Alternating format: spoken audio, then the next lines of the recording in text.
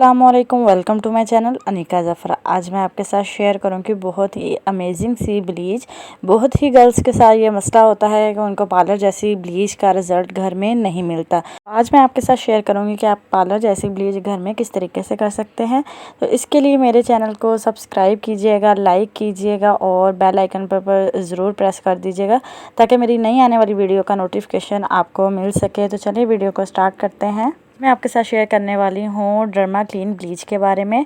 तो यहाँ पे मेंशन किया हुआ है वेला प्रोफेशनल है, 60% है। इसकी पैकेजिंग की बात करें तो ब्लू कलर की इसकी बोतल है और ये सिर्फ इसी कलर में आती है, इसके अलावा किसी और कलर में नहीं आती। यहाँ पे आप देख सकते हैं कि वेला प्रोफेशनल 66% जो है यहाँ पे मेंशन किया हुआ है। इसके डेवलपर को 20 वॉल्यूम प्रो ऑक्साइड भी कहते हैं। काफ़ी अच्छी ब्लीच है। इसका पाउडर जो है वो ज़्यादा दानेदार नहीं होता और जब भी आप अपने स्किन पे ब्लीच अप्लाई करते हैं तो आपको पता नहीं चलता कि हमारी स्किन के लिए कौन सी ब्लीच जो है बेस्ट है।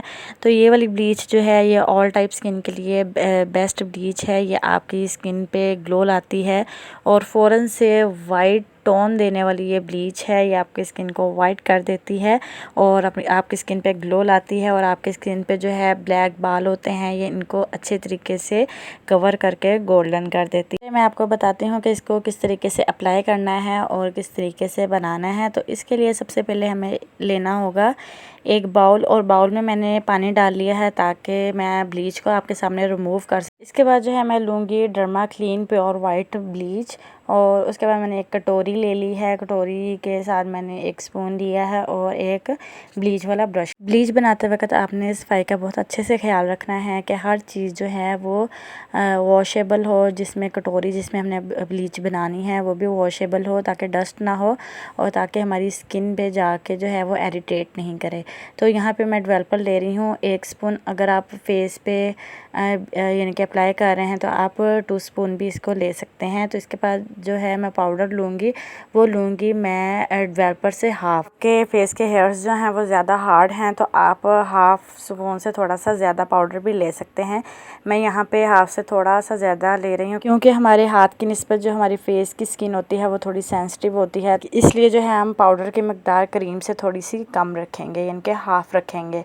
तो अगर आपकी स्किन जो है सेंसिटिव नहीं है तो आप पाउडर की मकदार बढ़ा भी सकते हैं, लेकिन सबसे पहले जो है आपने टेस्ट करना है अपनी स्किन पे। के लिए आप थोड़ी सी ब्लीच तैयार करके अपने कान के पीछे टेस्ट कीजिएगा कि इरिटेट तो नहीं करती। अगर इरिटेट नहीं करेगी तो आपकी स्किन के लिए बेस्ट है।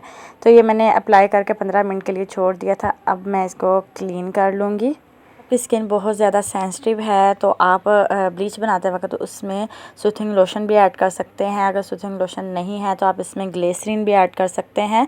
तो अगर आपकी चीक्स पे नोज़ के पास कहीं भी ईचिंग होती है तो आप वहाँ से ब्लीच को रिमूव कर दीजिएगा और अगर आपके फुल फेस पे ईचिंग हो तो आप फुल फेस को जो है वो क्लीन कर दीजिएगा। ब्लीच बनाते वक्त तो उसकी एक्सपायरी ज़रूर चेक कर लीजिएगा।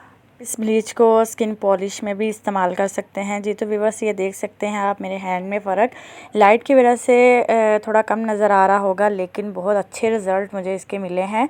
तो आप भी ज़रूर ट्राई कीजिएगा। फ्रेंड्स उम्मीद करती हूँ आपको मेरी वीडियो ज़रूर पसंद आई होगी। तो मेरे चैनल को सब्सक्राइब कीजिएगा, लाइक कीजिएगा, कमेंट करके ज़रूर बताइएगा कि मेरी वीडियो आपको कैसी लगी। तो फिर मिलते हैं इंशाल्लाह नेक्स्ट वीडियो में। अपना और अपनों का ख्याल रखिएगा। अल्लाह हाफिज़।